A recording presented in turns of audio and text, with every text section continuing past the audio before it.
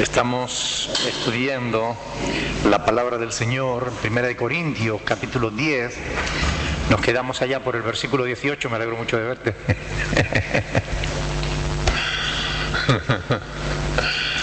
1 Corintios, capítulo 10, versículo 18. Nos quedamos ahí, donde dice: mirad a Israel según la carne, los que comen de los sacrificios no participan del altar.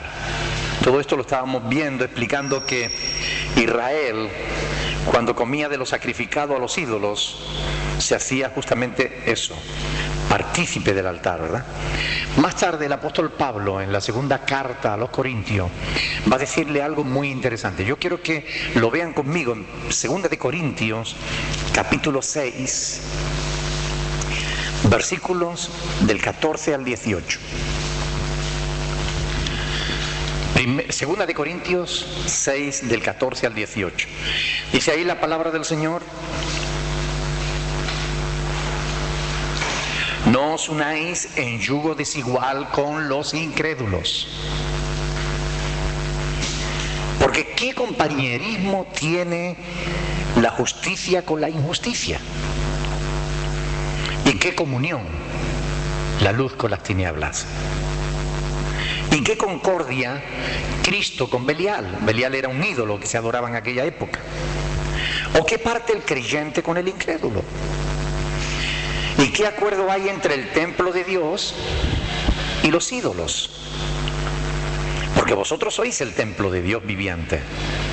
Como Dios dijo: habitaré y andaré entre ellos y seré su Dios y ellos serán mi pueblo. Por lo cual, ¿qué dice ahí? Salid de en medio de ellos y apartaos, dice el Señor, y no toquéis lo inmundo, y yo os recibiré y seré para vosotros por padre, y vosotros me seréis hijos e hijas, dice el Señor Todopoderoso. Amén. Los cristianos debemos participar de la adoración a los ídolos. No. ¿Y por qué no?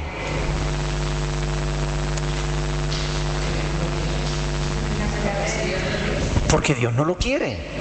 La voluntad de Dios es que nosotros no participemos de esas cosas. Esas cosas forman parte de las tinieblas. Cuando nosotros mezclamos lo santo y lo pagano, ¿estaremos agradando a Dios? No. La verdad es que no. Por eso los cristianos somos llamados a vivir de una manera diferente, a hacer las cosas de una manera diferente, incluso a pensar de una forma distinta, a hablar de una forma distinta, vestir de una forma distinta, andar de una forma distinta, actuar de una forma distinta.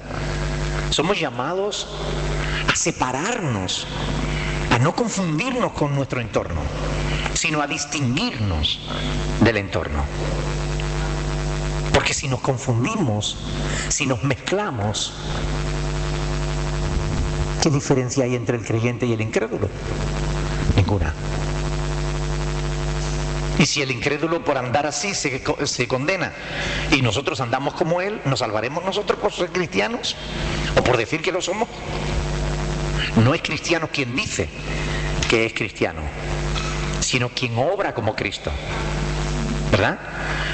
La palabra está escrita en 1 Juan 1:6, dice: el que dice que permanece en él debe andar, es un deber, debe andar como él anduvo, ¿verdad?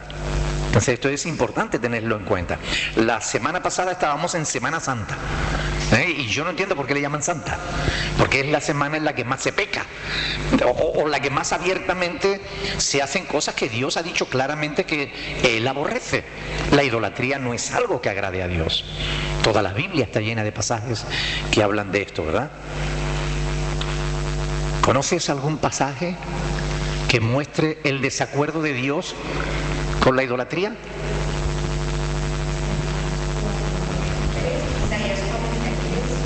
Isaías 43, vamos a verlo.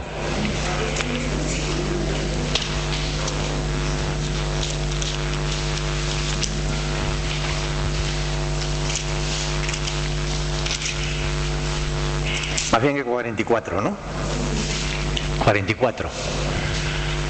Fíjense lo que dice en Isaías 44. Miren, Versículo 9. ¿Lo tiene? Dice, los formadores de imágenes de talla. En esta Semana Santa han puesto reportajes, ¿verdad?, de formadores de imágenes, gente tallando esas imágenes. Y los formadores de imágenes de talla, todos ellos son, ¿qué dice? Vanidad. ¿Qué es algo vano? Vacío, algo que no tiene sentido, algo hueco. Y lo más precioso de ellos para nada es útil.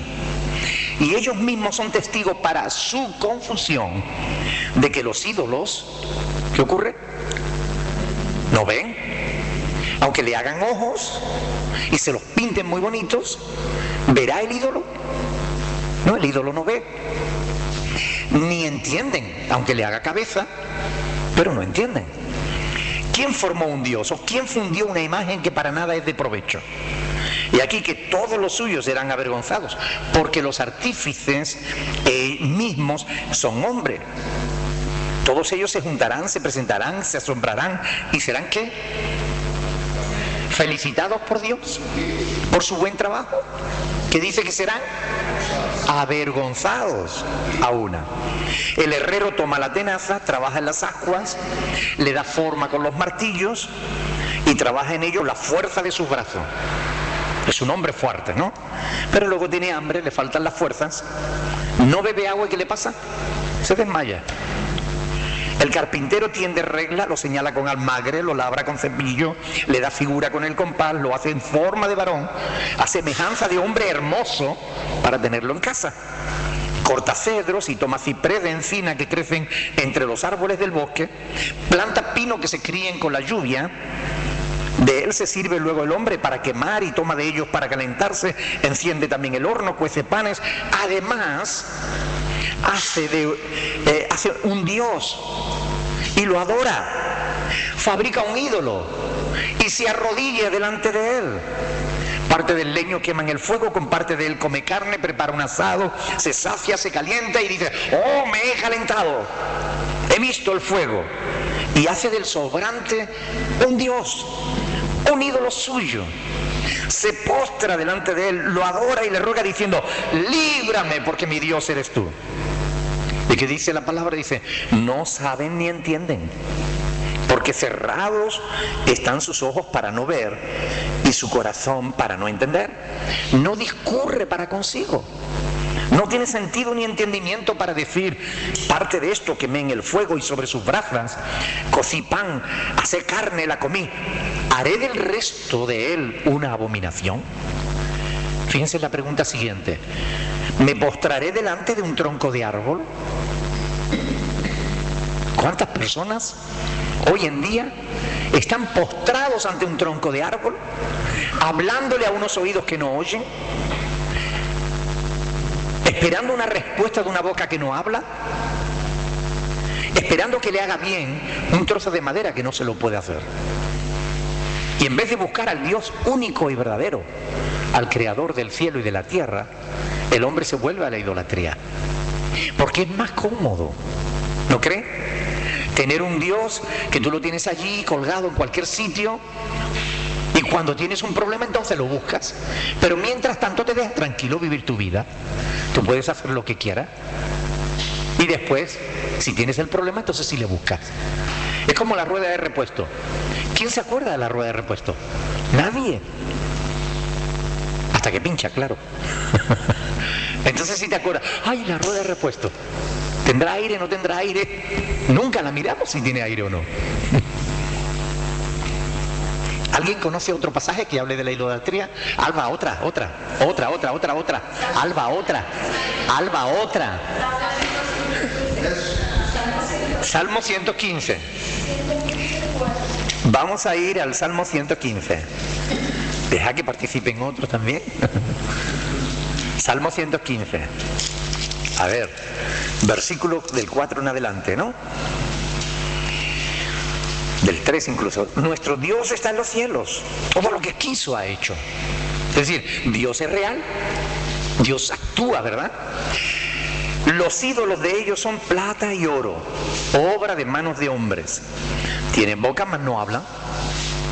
tienen ojos mas no ven, orejas tienen mas no palpan, mas no oyen, perdón, tienen narices mas no huelen, manos tienen mas no palpan, tienen pies mas no andan, no hablan con su garganta. ¿Y qué dice ahí en el 8? Semejantes a ellos son los que los hacen y cualquiera que confía en ellos. Es decir, no sirve para nada. Es lo absurdo de la idolatría, no sirve para nada. Juan, ¿qué dice? Éxodo 20 del versículo 4 al versículo 6, ¿verdad?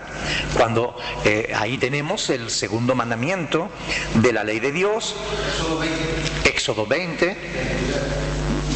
El 23 también. Pero en el del 4 al 6 tenemos el mandamiento de la... versículo 23. No hagáis conmigo dioses de plata ni dioses de oro os haréis. Es decir, Dios no quiere la idolatría. Por tanto, es importante que nosotros tengamos claro esto, porque algunos todavía andan en idolatría, mezclando las cosas de Dios con las cosas que no son de Dios. Y esto es algo que no se debe hacer. Por eso, desde aquí, yo protesto a todo el que anda en idolatría, que se arrepienta y pida perdón a Dios. Porque la idolatría es pecado. Lo puedo decir más alto, pero no más claro. La idolatría ofende a Dios, y lo ofende gravemente. Porque Dios es un Dios vivo, y ninguna imagen muerta lo puede representar a Él. Por tanto, como está escrito, yo les digo a todos los que son formadores de tallas, de imágenes, o a todos los que se arrodillan delante de ellas, ustedes, si no se arrepienten, no van a heredar el reino de Dios, porque así está escrito. 1 Corintios capítulo 6, versículo del 9 al 11. Lo dice claramente: los idólatras no heredarán el reino de Dios. Amén. Eso es palabra de Dios y es inspirada por el Espíritu Santo al apóstol Pablo. A partir de aquí pueden hacer lo que quieran, pueden seguir adorando idolatría si quieren, pero sabrán que están desobedeciendo a Dios, que a Dios no le agrada. Y que si lo hacen estarán en completa rebeldía delante de Dios, en desobediencia delante de Dios y en pecado delante de Dios. Eso es así de simple, así de sencillo. Si usted adora ídolos, usted se vuelve aborrecible a los ojos de Dios. Si lo que desea es agradar a Dios, debe arrepentirse de la idolatría y buscarle. Ahora, la buena noticia del Evangelio es que hay esperanza aún para los idólatras si se arrepienten y piden perdón. Si usted se arrepiente y pide perdón, usted puede ser perdonado por Dios, puede cambiar una vida de rebeldía, de idolatrías, por una vida de adoración al Dios verdadero, en espíritu y en verdad, como Dios quiere que se le adore. Amén. Bien, fíjense en 1 Corintios capítulo 6, que es el pasaje que yo estaba citando ahora de memoria. 1 Corintios capítulo 6,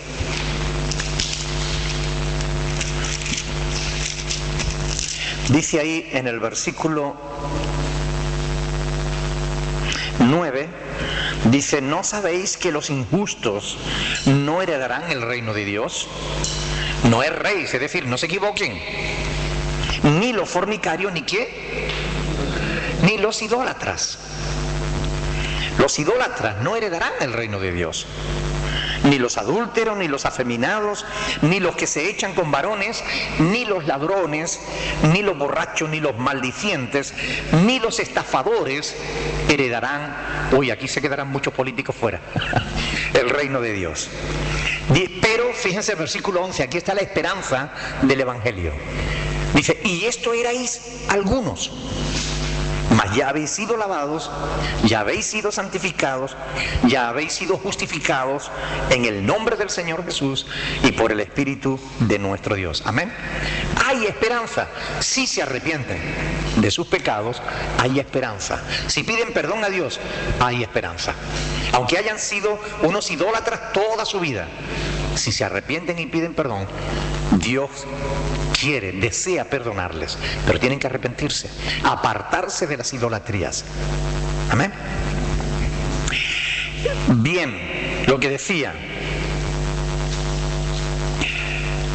no solo es posible dejar la idolatría, sino que además es absolutamente necesario si se quiere llegar al cielo. No importan las explicaciones que te den. Si adoras ídolos, estás en desobediencia, estás en pecado. Algunos dicen que no adoran, sino que veneran las imágenes. La diferencia es absolutamente ninguna. Venerar o adorar es lo mismo. Dios no quiere ni que las tenga, mucho menos que las venere. Y aquellos que dicen, no, yo no adoro ni venero las imágenes, sino lo que las imágenes representan. Cuando usted está delante de una imagen, está desobedeciendo a Dios. Cuando usted se arrodilla delante de una imagen, está incumpliendo el segundo mandamiento de la ley de Dios. Está en rebeldía delante de Dios. Y los que desobedecen claramente un mandamiento se hacen culpables de todos los demás mandamientos de la ley de Dios. Así está escrito. Así que cuando estemos delante de Dios no vamos a poder discutir con Él sobre palabras. No, es que yo no adoraba, yo veneraba. Dios no creo que Dios admita esa discusión.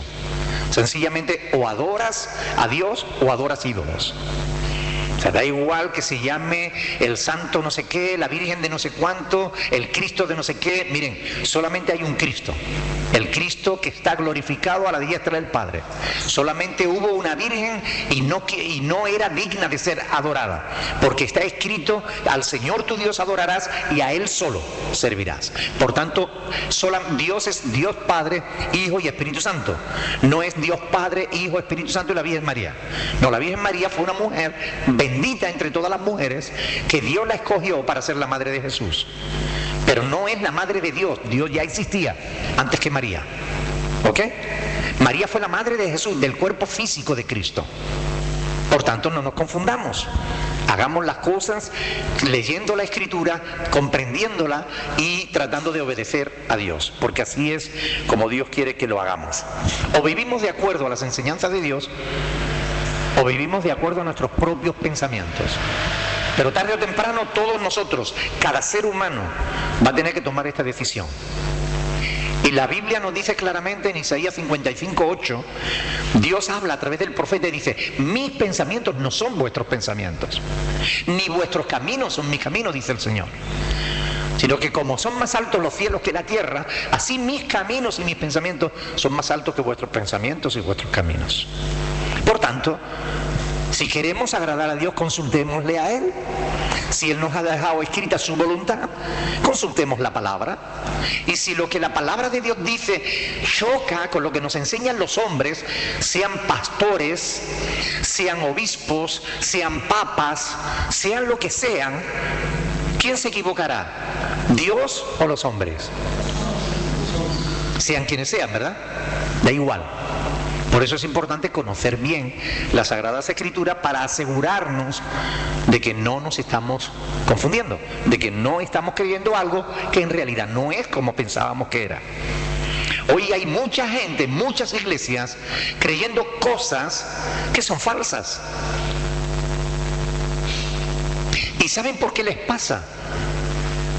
Pueden ser gente con buena fe, pueden ser gente con buena intención.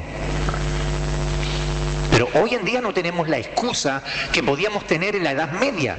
En la Edad Media solo los potentados podían tener una Biblia en casa. Hoy en día cualquiera tiene una Biblia en casa.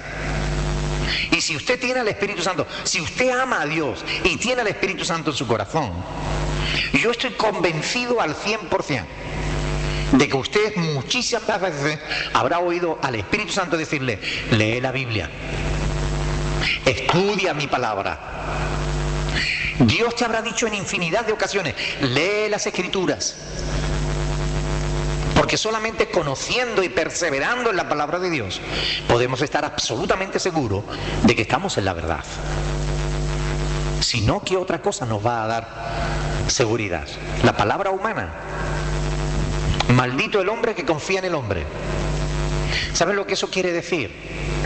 Maldito el que confía en su pastor. Maldito el que confía en su obispo. Maldito el que confía en su papa. Maldito el que confía en su papá y en su mamá. Oiga, ustedes tienen que confiar en Dios.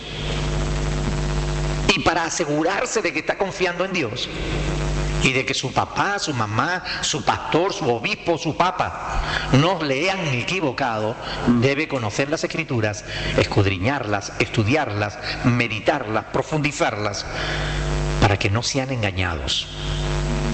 Si la iglesia conociera la palabra de Dios, otro gallo cantaría. No habría tantos demonios enseñando falsa doctrina desde los púlpitos. Si la iglesia conociera la palabra de Dios, no habría tantos falsos maestros y profetas y pastores y haciéndose rico a costa del pueblo de Dios. Si el pueblo de Dios conociera a su Dios, si conociera la palabra de Dios, cuán distinto sería el panorama de la iglesia en el mundo hoy. Pero precisamente por la negligencia del pueblo de Dios de no querer esforzarse en conocer las Escrituras, es que proliferan negocios de la fe, los negocios de la fe. Proliferan porque la gente prefiere sentarse y que alguien le diga lo que tiene que creer, en vez de quemarse las pestañas buscando a Dios para saber por sí mismo si es verdad o no lo que le están diciendo. Ustedes mismos que están aquí, ustedes deben de ir a casa y decir, a ver si es verdad lo que el pastor me está diciendo.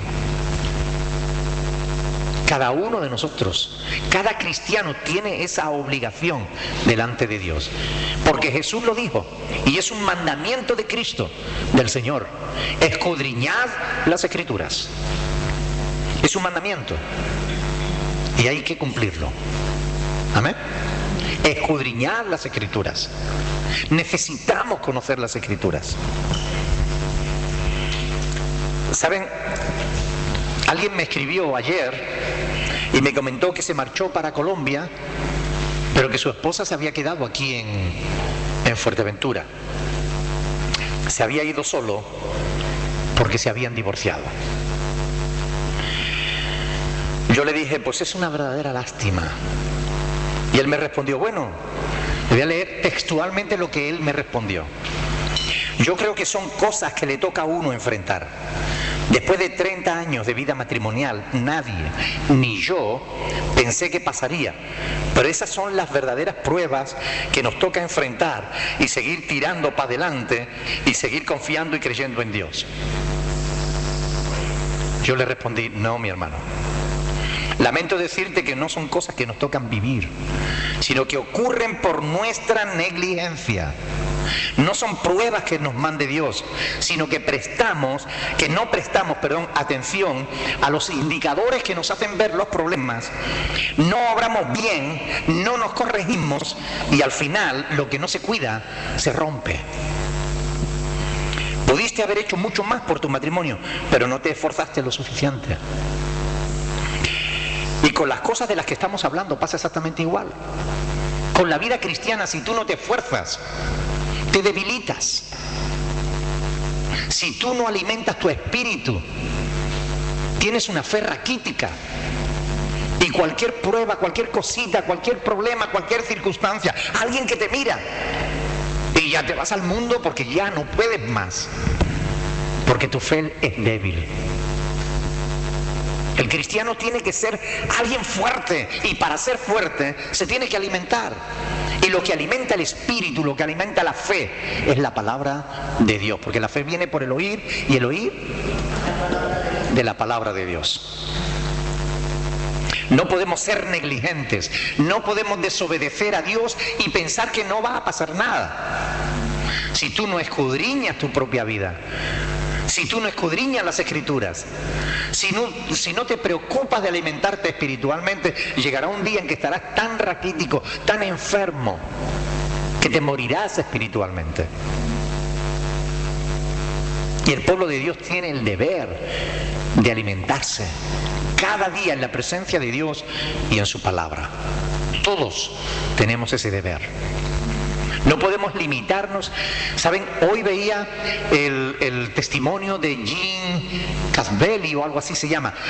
¿Cuántos han visto la serie televisiva Person of Interest? ¿Han visto alguno? Pues es una serie televisiva y el actor, el protagonista de esa serie, fue el que hizo la película La Pasión de Cristo, con Mel Gibson. El actor que hizo esa película, le entrevistaron en un teatro, no sé, en un lugar, y él hablaba de estas cosas, ¿no? Él decía, un atleta olímpico no puede limitarse a entrenar un día por semana. Nadie que pretenda presentarse en una olimpiada se limita a entrenar un día a la semana, sino que se pone mañana y tarde y noche y entrena y se cuida y se esfuerza, y cuando no tiene más fuerza sigue entrenando, sigue esforzándose, sigue. Y nosotros creemos que para vivir la vida cristiana no hace falta nada. El Señor es muy bueno, Él nos dará la fortaleza. Y si no, vamos, que ore el siervo de Dios que nos va a tocar y nos va a hacer fuerte así. Y vamos corriendo a este o a aquel que tiene más unción que el otro, y al otro que... ¿Qué estamos creyendo? Estamos creyendo vanidad de vanidades. Estamos creyendo mentiras. Estamos creyendo en los hombres. Nadie te va a hacer fuerte si tú no te cuidas, si no te alimentas, si no te entrenas. Y en la palabra de Dios es igual. Si tú no te preocupas de ti, de cuidarte.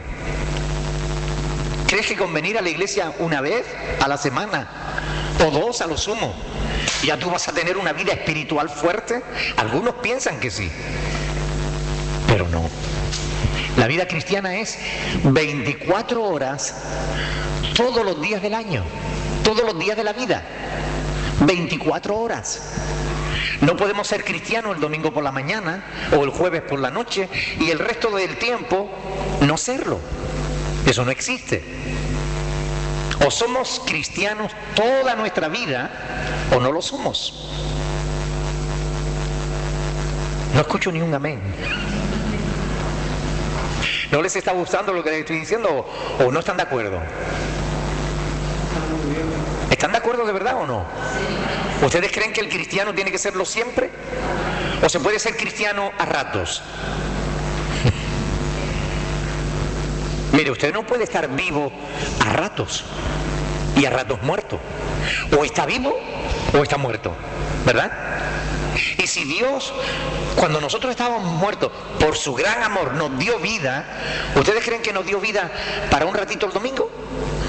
Nos dio vida para que viviéramos todos los días de nuestra vida en comunión con Él, ¿cierto? Cuán importante es que nosotros entendamos la Escritura, porque eso nos ayuda a entender a Dios.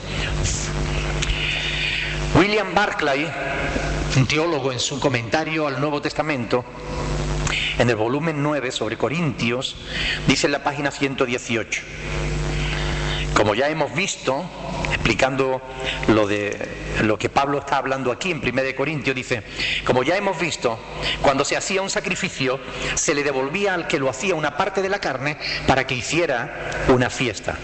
En tal fiesta, en la fiesta que hacía la persona que había presentado el sacrificio, dice, se creía que el Dios estaba presente. Más aún, se solía creer que entraba en los cuerpos y los espíritus de los que comían esa carne, la carne que se había sido sacrificada a los ídolos. Así, en una comida sacrificial se formaba una comunión íntima entre el ídolo, es decir, entre el Dios y el que lo adoraba. Leamos los versículos, 1 Corintios 10, del 19 al 20. Leamos esos versículos. Primera de Corintios, capítulo 10, versículo del 19 al 20. ¿Qué digo pues? Pregunta Pablo. ¿Que el ídolo es algo? ¿O que sea algo lo que se sacrifica a los ídolos? Antes digo que lo que los gentiles sacrifican, a los demonios lo sacrifican y no a Dios. Y no quiero que vosotros os hagáis partícipes con los demonios. Este es un pasaje en el que Pablo está queriendo aclarar el asunto del que está hablando, ¿verdad? Y es evidente que, ¿cómo tendríamos que responder las dos preguntas que él hace en el versículo 19? ¿Que el ídolo es algo? ¿No? ¿Que es algo lo que se sacrifica a los ídolos? Es decir, ¿es algo la comida? No. Ni la comida es algo, ni los ídolos tampoco. Los ídolos son un trozo de madera y la comida es. Sin embargo, Pablo dice aquí que lo que los gentiles sacrifican, a los demonios lo sacrifican. Lo cual quiere decir que los demonios son los que promueven la idolatría. Detrás de los ídolos hay un demonio que está fomentando esa idolatría. Y es importante que entendamos que los demonios sí que son poderosos para arrastrar a la gente, para inducirles a adorar ídolos en vez de adorar a quien tienen que adorar, que es al Creador. Entonces, si un ídolo nada es, ¿dónde está el pecado de adorar un ídolo?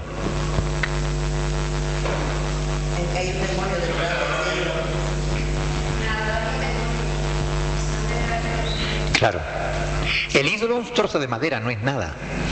Pero si yo me pongo a adorar un ídolo, estoy desobedeciendo a Dios, estoy adorando a un demonio en realidad. Por tanto, ahí es donde está el pecado. El tema es que colocamos un trozo de madera en el lugar donde debería estar Dios. El Dios auténtico, el Dios de verdad. Y cuando hacemos eso, no agradamos a Dios, sino que lo ofendemos gravemente. La palabra gentiles aquí, antes digo que lo que los gentiles sacrifican a los demonios, sacrifican a los demonios, lo sacrifican. La palabra gentiles en este pasaje viene del griego, es traducida del griego etnos. Pero esa palabra tiene varios significados. Significa nación, pueblo, raza y alguna vez también gentiles. ¿Cuál creen ustedes que sería la traducción más ajustada a la verdad y por qué en este pasaje? Pueblo de Dios. No.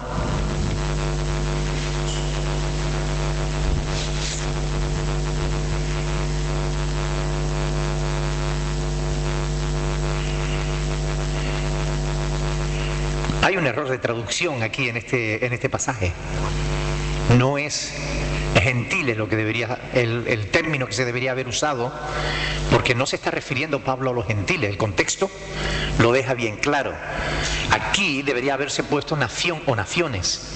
Era el término correcto que se debería haber puesto, porque vamos a ver este mismo término en otros pasajes. Lucas 21:10.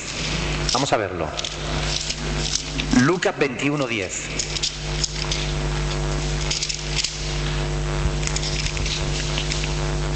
Dice, y habrá, entonces les dijo, se levantará, ¿qué? Etnos contra etnos, nación contra nación, reino contra reino, etnos contra etnos, nación contra nación. Aquí la palabra es traducida como nación.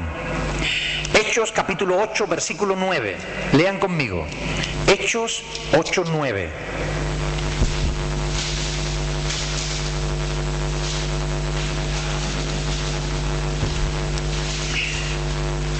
Pero había un hombre llamado Simón que antes ejercía la magia en aquella ciudad y había engañado a la etnos, a la gente de Samaria, haciéndose pasar por algún grande. La palabra etnos aquí es traducida por gente, nación, gente, pueblo. Capítulo 10, versículo 22 de Hechos. Hechos 10, 22. Aquí vamos a ver que se le aplica claramente a los judíos. Hechos 10:22. Y ellos dijeron: Cornelio, el centurión, varón justo y temeroso de Dios, y que tenía buen testimonio en toda la nación, etnos de los judíos, ha recibido instrucciones de un santo ángel de hacerte venir a su casa para oír tus palabras. Aquí, cuando se refiere a los judíos, claramente la palabra etnos se hace acompañar de otras palabras que aclaran que se está refiriendo a los judíos. Pero la mayor parte de las veces que se traduce la palabra etnos, se traduce en general por nación, pueblo, raza, gente, y en algunos pasajes también se refiere a los gentiles. Por ejemplo, en el capítulo 21 de Hechos de los Apóstoles, Hechos 21:21. Pero se les ha informado en cuanto a ti, que enseña a todos los judíos que están entre los gentiles, aquí viene la palabra etnos, 21:21. Pero se le ha informado en cuanto a ti, que enseña a todos los judíos que están entre los gentiles a apostatar de Moisés. Ahí viene la palabra gentiles, es traducida de la palabra etnos. Ahora repito, ¿por qué la mejor traducción en 1 Corintios capítulo 10, versículo 20, no es la de gentiles? Porque dice ahí: antes digo que lo que los gentiles sacrifican, a los demonios lo sacrifican y no a Dios. Porque Pablo está citando las Escrituras. Esto es una cita del Antiguo Testamento lo que él está haciendo.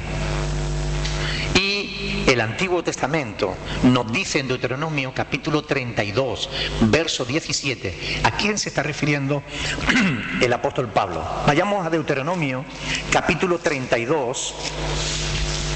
Deuteronomio capítulo 32, verso 17.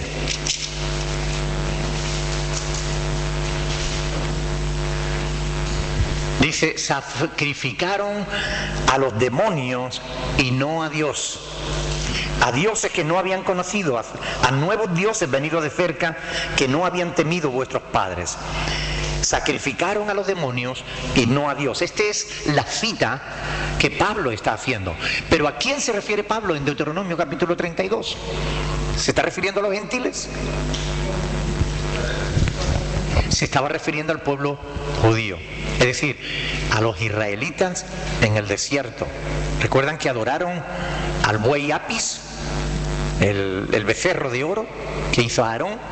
Por tanto, Pablo sigue en su línea de pensamiento, así como en el capítulo 10 al principio nos estaba hablando de que Israel bajo la nube, o sea, nos está poniendo a Israel como ejemplo, y aquí una vez más vuelve a citar a Israel como ejemplo, como mal ejemplo, porque recuerdan que dice Israel según la carne, versículo 18. Él está hablando de Israel, él está hablando de su pueblo, él está hablando de los descendientes de Jacob. No está hablando de los gentiles aquí, porque no concuerda con el contexto, ¿no? Algunos teólogos creen que los corintios habían memorizado el cántico de Moisés, ese cántico que se ve en Deuteronomio 32, y que incluso lo cantaban en los cultos. Así que cuando Pablo cita el pasaje, los corintios inmediatamente estaban entendiendo a lo que les estaba llevando. Por eso Pablo no explica más, pero la traducción de la palabra gentiles ahí es errónea porque se refiere a la nación de Israel. Por lo cual el conocimiento que los cristianos de Corinto, ya fueran judíos o gentiles, tenían de esa historia, de ese cántico de Moisés, era más que suficiente como para que Pablo, citándolo, ya ellos supieran que se estaba refiriendo a eso, a la idólatra Israel en el desierto. Pablo les está enseñando aquí que deben alejarse de la idolatría, que no deben ser partícipes de las mesas paganas, de las prácticas idolátricas. Versículo 21. Vamos a ir avanzando. No podéis beber la copa del Señor y la copa de los demonios. Estamos en 1 Corintios 10, 21. 1 Corintios 10, 21. No podéis beber la copa del Señor y la copa de los demonios. No podéis participar de la mesa del Señor y de la mesa de los demonios. Yo creo que este pasaje realmente no necesita ni explicación, ¿verdad? Se entiende por sí solo. ¿O alguien no lo entiende? ¿Lo entienden todos? A ver, ayúdenme. ¿Qué es lo que Pablo está diciendo ahí? Que si está participando de la copa de Dios, no tiene por qué vivir con los demonios. Claro, si participamos de la mesa del Señor, no debemos participar también de la mesa de los demonios. Así de simple, así de claro. No podéis beber la copa del Señor y la copa de los demonios. Ahí vamos a ir. Ahí vamos a ir precisamente. Para Pablo, no obstante, es evidente, como decíamos antes, que la idolatría es una actividad demoníaca. Curioso, ¿no? ¿Cómo queda la Iglesia católico-romana, ante esa declaración que yo acabo de hacer?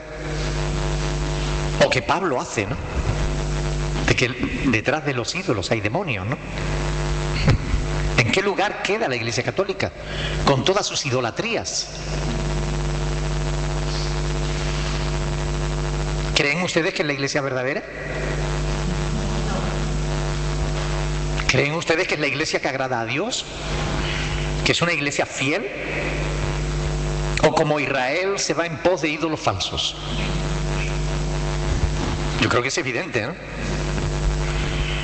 Por muy campechano que sea o que parezca el Papa Francisco, está claro que a la luz de las Sagradas Escrituras no es un siervo de Dios.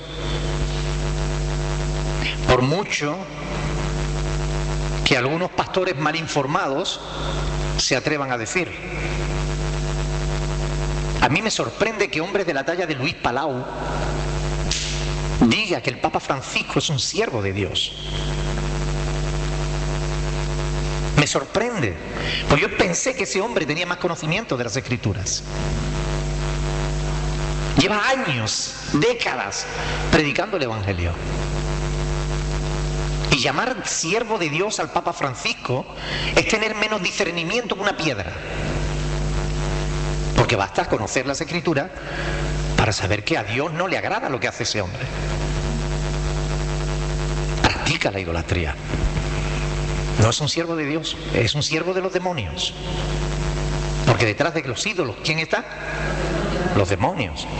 ¿Dónde pues está el discernimiento de estos pastores que van al Vaticano a sacarse fotos con Francisco? Y que hablan de él como de un siervo de Dios, escogido por Dios para este tiempo. Pero oiga, ¿qué están ustedes diciendo? ¿Qué estupidez? ¿Se han vuelto locos? ¿O es que han perdido el juicio? ¿Será que no tienen discernimiento ninguno? ¿O será que se han olvidado de la palabra de Dios? Que no consultan la palabra de Dios, que andan en los pensamientos de sus propios corazones. Da igual cuánto tiempo un siervo de Dios lleve predicando el Evangelio. Si dejas de estudiar las Escrituras, si dejas de orar a Dios, te desvías y acabas en caminos de oscuridad.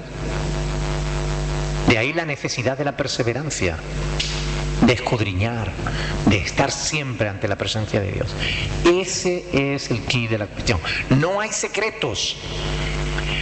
10 claves para descubrir el éxito en la vida. Oiga, dense de tonterías. Humillémonos pues bajo la poderosa mano de Dios. No hay más. No hay más. 7 claves para... ¿Pero qué dice, oiga? 3 pasos para no sé qué. 10 pasos para lo otro. ¿Qué está hablando? Busquen a Dios de todo corazón. Arrepiéntanse de sus pecados, busquen a Dios, consulten las Escrituras, vivan de acuerdo a las instrucciones que Él nos da aquí. Y ustedes serán unos cristianos fuertes y serán usados por Dios. Dejen la oración, dejen la palabra de Dios y dejarán de ser cristianos. Así de simple. Porque no hay cristiano sin oración o sin palabra de Dios. No lo hay. Hay religión, pero no verdadero cristiano. La vida cristiana es vida de comunión con Dios. Es vida de estudio, de conocimiento de la palabra. Cuando Pablo dice no podéis beber la copa del Señor y la copa de los demonios, ¿qué está diciendo? ¿Que no podemos hacerlo o que no debemos hacerlo? Podemos, pero no debemos hacerlo. O no podemos hacerlo sin ofender a Dios, porque Dios se va a ofender si tú haces eso. ¿Existe una tercera vía? ¿Existe una tercera posibilidad? ¿Hay un tercer camino? ¿O solamente está el angosto y el ancho? O estás con Dios o estás con los demonios. No se puede estar con los dos al mismo tiempo. Alguna vez yo oí la expresión, estás con un pie en la iglesia y con otro en el mundo. Oiga, eso es falso. Nadie puede estar con un pie en la iglesia y el otro en el mundo. Eso es falso. O está en la iglesia o está en el mundo. No te engañes. No te engañes. O eres cristiano o no lo eres. No hay una tercera vía. O estás con Dios o estás con el demonio. O adoras a Dios o adoras a los demonios. Algunos dicen, no, yo me adoro a mí mismo. ¿Estás adorando a los demonios? Claro. No existe neutralidad en el campo o en el terreno espiritual. No existe neutralidad. No, yo ni aquí ni allí. Eso no existe. No existe neutralidad entre Dios y el diablo. No existe neutralidad entre el bien y el mal. Entre la idolatría y el servicio a Dios. No existe neutralidad. ¿Estamos a un lado o estamos al otro? Y la cuestión es clara. Cuando un creyente de Corinto se creía tan fuerte, tan maduro, como para participar de las comidas paganas, de las fiestas que se hacían en los templos paganos. No, a mí no me afecta, yo soy fuerte en Cristo. Cuando hacía eso, ese corintio estaba participando de la adoración a los demonios y ofendiendo a Dios. Así de simple. Y como pueden comprobar, Pablo presenta un argumento y lo reitera una vez y lo vuelve a reiterar y lo vuelve a reiterar para que la idea quede marcada y remarcada en la idea de los que escuchaban, en la mente de los que escuchaban o leían sus epístolas. Él está marcando las pautas, explicando de distintas maneras para que quede claro que Dios no se alegra con la idolatría. El mensaje es suficientemente claro por sí solo. Cuando un cristiano participa de la mesa del Señor, es decir, de la comunión, se hace uno con Cristo. O expresa, más bien, no se hace, sino expresa que es uno con Cristo. Por tanto, no se puede estar en ambos lados. O estás con Cristo o estás con los demonios, pero no puedes estar con los dos. No, yo el sábado me voy a mamarrumba y el domingo por la mañana a la iglesia. ¿Vale? La Biblia dice claramente, no os engañéis. Dios no puede ser burlado. Todo lo que el hombre sembrare, eso va a segar. Y el que siembra para la carne, de la carne segará corrupción. Y el que siembra para el espíritu, del espíritu segará vida eterna. Pero la Biblia dice claramente, no os engañéis. Dios no puede ser burlado. ¿Vamos a engañar a Dios?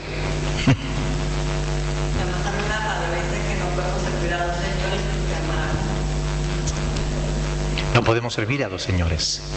Así es. Los creyentes que se consideran fuertes deben elegir entre Cristo o Satanás. O estás con Cristo o estás con el diablo. No hay otra opción. Versículo 22. O provocaremos a celos al Señor. ¿Somos más fuertes que Él? Bueno, hay varios pasajes en las Escrituras que hablan de que Dios es celoso. Dios es celoso de su pueblo, es celoso de su santidad, es celoso de su gloria. Y hay varios pasajes, nos da tiempo, vamos a ver algunos. Por ejemplo, Éxodo capítulo 34, versículo 14. Éxodo 34, 14. Vamos a leer Éxodo capítulo 34, versículo 14, donde dice: porque no te has de inclinar a ningún otro Dios, pues yo Jehová, cuyo nombre es, ¿qué? Celoso. Dios celoso es. El nombre de Dios es Dios celoso. Cuyo nombre es celoso. Los testigos de Jehová dicen: no, el nombre de Dios es Jehová. Oiga, hay muchos nombres en la Biblia que se le dan a Dios. Uno de ellos es celoso. ¿Perdón? Éxodo 25 también lo dice. Deuteronomio capítulo 4, versículo 24. Deuteronomio 4, 24.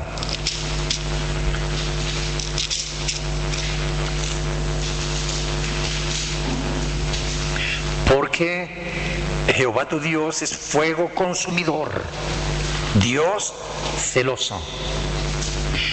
Los celos pueden convertir a un amigo en un enemigo, ¿verdad?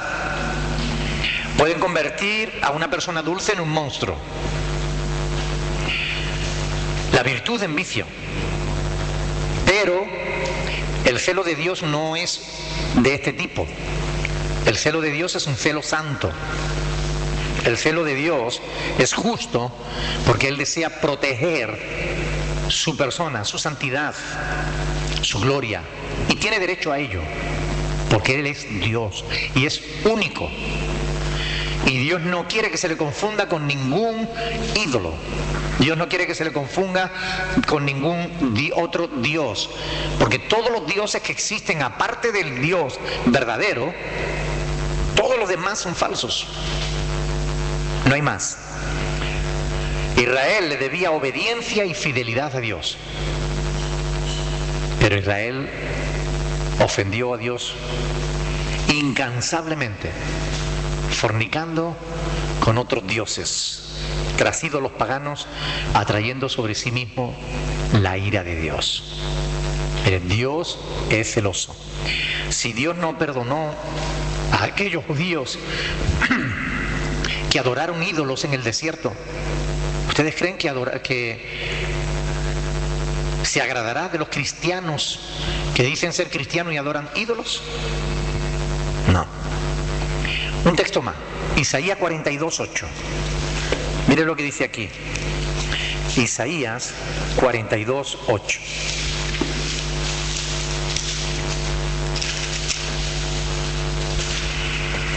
Yo Jehová, este es mi nombre. ¿Cómo dijo antes que era su nombre? Celoso.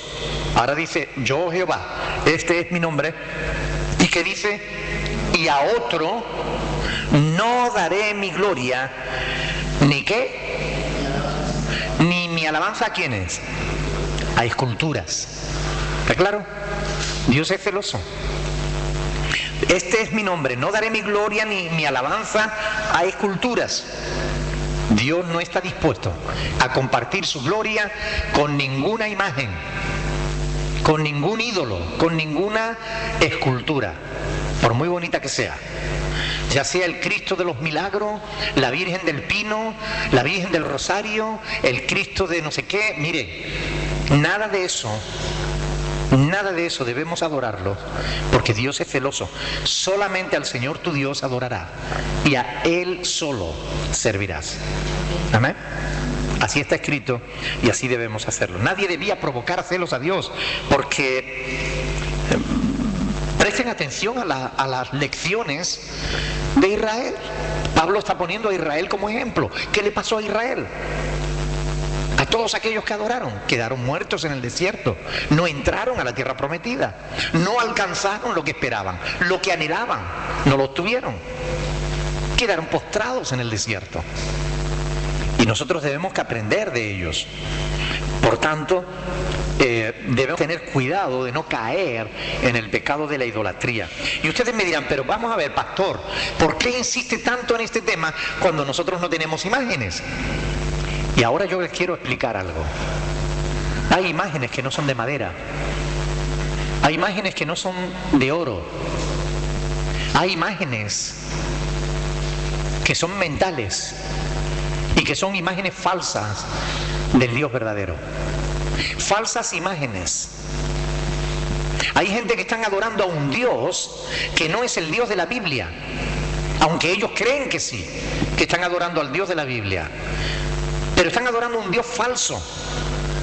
Hay gente que están adorando a un Dios que creen cuyo único fin, el único fin de Dios, es hacerle la vida fácil, es hacerlo rico, es sanar sus enfermedades, es ayudarlo en todas las cosas, es servirlo para todo. Es decir, un Dios esclavo del ser humano. Y esa es una imagen falsa de Dios. Si tú adoras a ese Dios, tú eres un idólatra, tú vas al infierno, no vas a heredar el reino de Dios.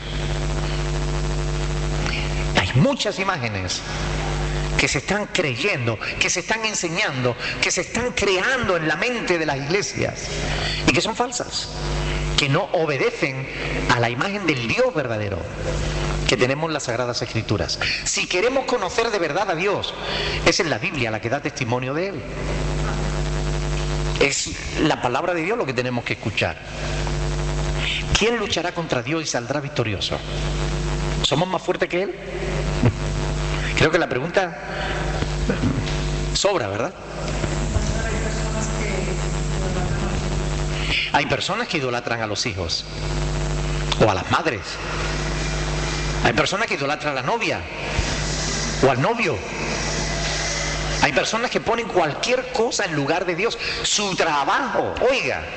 Hay personas que adoran su trabajo, que viven por y para su trabajo, y por su trabajo pierden familia, pierden vida y lo pierden todo. Cualquier cosa que tú pongas en el primer lugar de tu vida es un ídolo. Porque en el primer lugar de tu vida, en la escala más alta de todas tus prioridades, debiera estar Dios. Cualquier otra cosa que esté en ese lugar es pura idolatría. Amén. Este verso 22 cierra la cuestión de las opciones. ¿Quién luchará contra Dios? ¿Somos más fuertes que Dios? No. ¿Qué pretendía Pablo con esta pregunta? Que los corintios entendieran que tenían que ser sumisos a Dios, sumisos a Dios. Ellos se consideraban fuertes en la fe, pero tenían que meditar que más fuerte era Dios. ¿Amén? ¿Podrá alguien, por fuerte que sea, enfrentarse a Dios y salir victorioso? Si alguien ha participado de la comunión con Dios, no puede participar de ciertas cosas. Barclay, y ya con esto termino, dice en el libro que mencioné antes, en la página 120, dice, cuenta la historia que cuando el príncipe Charlie iba huyendo de la muerte, 8 hombres de Glen Morrison le ofrecieron refugio. Estaban fuera de la ley y eran todos criminales. Se les había puesto precio a la cabeza de Charlie, del príncipe. 30.000 libras esterlinas de entonces. Una fortuna. Pero aquellos hombres, entre todos ellos, no tenían ni un solo chelín. Sin embargo, le escondieron por varias semanas. Le mantuvieron a salvo y ninguno de ellos le traicionó. Fueron pasando los años y la rebelión no llegó a ser más que una vieja y triste historia. Y uno de aquellos 8 hombres, que se llamaba Hugh Shilhons, consiguió llegar a Edimburgo. La gente estaba interesada en lo que contaba del príncipe y hablaban con él, con Hugh. Quería que les contara la historia, ¿no? Este hombre era pobre, seguía siendo pobre, y a veces le ofrecían dinero, pero Hugh siempre daba la mano izquierda. Cuando saludaba a alguien siempre daba la mano izquierda. Decía que cuando el príncipe se marchó, les dio la mano a los 8 hombres que lo guardaron. Y él añadía que la mano, que nunca daría la mano a nadie, nunca le daría a nadie la mano que le había dado a su príncipe. Y Barclay añade, era verdad en Corinto y es verdad ahora y donde quiera, que la persona que ha tocado las cosas santas de Dios no puede después manchárselas con las cosas mezquinas e indignas. Este hombre, porque le había dado la mano a su príncipe, no le volvió a dar la mano derecha a nadie más. No quería manchar aquella mano que había tocado a su príncipe. Era un príncipe humano. Nosotros le damos todos los días la mano a Dios. Y después, el mismo día, con esas mismas manos, ofendemos a Dios. ¿No creen que eso no debiera ser así? Los que participamos con Dios de la mesa santa, los que participamos de la comunión íntima con Dios, ¿no debiéramos vivir también en santidad? Apartándonos de aquellas cosas que a Dios le ofenden, porque es nuestro Dios, es más que nuestro príncipe, es el creador. Ojalá que Dios nos ayude a entender estas cosas, que Dios nos dé gracia para que podamos no solo entenderlas, sino lo que es más importante, que podamos vivirlas, practicarlas. Porque si salimos de aquí y después de haber estado meditando en la palabra del Señor, solamente nos queda una historia bonita, una anécdota, y la olvidamos, ¿qué hacemos aquí? Estas cosas no deben llevarnos a vivir de una manera diferente. El conocimiento de la verdad no debe cambiar nuestra vida. Oremos a Dios y pidámosle que Él nos ayude para que eso sea una realidad en nosotros. Que de verdad podamos ser ese remanente fiel que vive de una manera diferente. Ese remanente que es fiel a Dios.